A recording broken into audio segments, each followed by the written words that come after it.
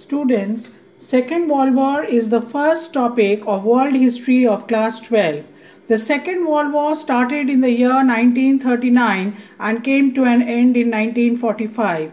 Today, we will discuss the factors leading to the Second World War. There are actually three reasons for this great war. The first and the foremost is the failure of the League of Nations. Then comes the aggressive policy of Germany and Italy, and the third reason is the policy of appeasement.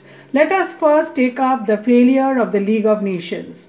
The League of Nations, which was the parent body of the United Nations, was formed in the year 1920 after the First World War. It was actually the brainchild of the then President of America, President Woodrow Wilson.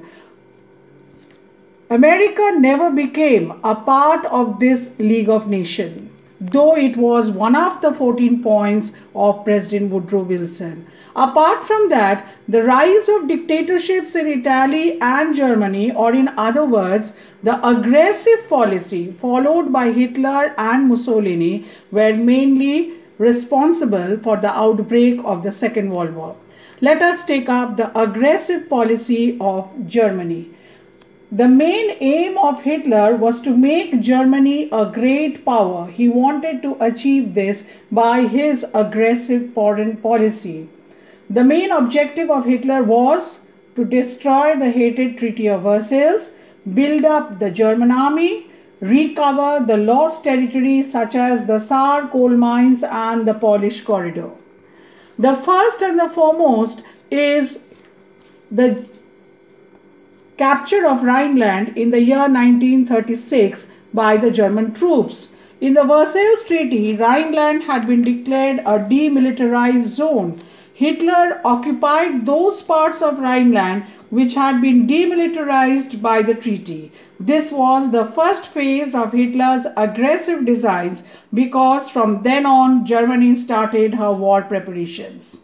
The next point is the boycott of Germany of the disarmament conference which was held at Geneva in 1932.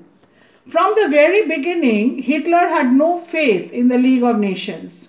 And so in 1932, when the World Disarmament Conference started at Geneva, Germany withdrew from the Disarmament Conference and the League of Nations. The third point is the formation of the Rome-Berlin-Tokyo axis in the year 1937. This became a new balance of power against Britain, France, and Russia. The next point is the Anschluss, as we call it, that is the annexation of Austria by Hitler in the year 1938.